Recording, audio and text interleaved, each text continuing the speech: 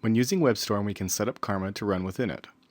This makes it really convenient to keep our eye on the status of our tests while we are debugging, because whether or not our tests are red or green is shown right in Webstorm. So the moment we break a test, we can see it.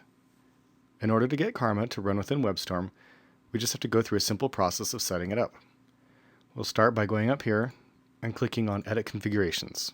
Within this dialog, I'm going to click on the Add button. That brings up a little pop-up menu, and I'm going to select Node.js. Remember, Karma is a Node program. Now that I've got this dialog up, I'm going to go up into the name box, and I'm going to type in Karma Server. My path to my Node file is already set correctly, but to verify that it is, there's a simple method we can use to see where our Node file's at. We simply go into our command line and we type in which node. That will give us the path to our Node file. Notice that on Windows I've got to add the exe file when I'm configuring Karma inside of Webstorm. The next thing I want to set is my working directory.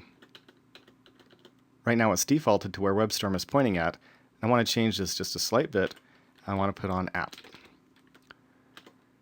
Next is my path to my node app.js file. This is going to be the path to our Karma file. Again, we can use the node command which to give us a hint as to where our Karma is installed at. Going into our command line, we typed in which Karma, and we can see a path to a Karma file. Unfortunately, this path is only part of the path we're going to use when setting up Karma inside of our Webstorm. The actual path I'm going to use is this path here. You can see that the base part is the same, but instead of typing Karma after npm, right here, instead I type in the node modules directory, then give karma bin karma. This will point to the actual karma.js file that Node needs to run. The next is the application parameters that I'm going to give Karma. The first parameter is the command start. This tells Karma to start up the server and keep running it and watching our files. Next, I've got to give it the path to my configuration file.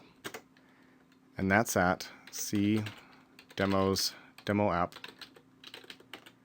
config, and then the name of my Karma config file, which in this case is testacular.conf.js. Now I've got my Karma configured correctly to run, so I'm going to click OK, and then we're going to test this by clicking the Run button right up here. Now you can see that the output window popped open, Karma ran, and it indicated that it executed 0 tests and none were failing.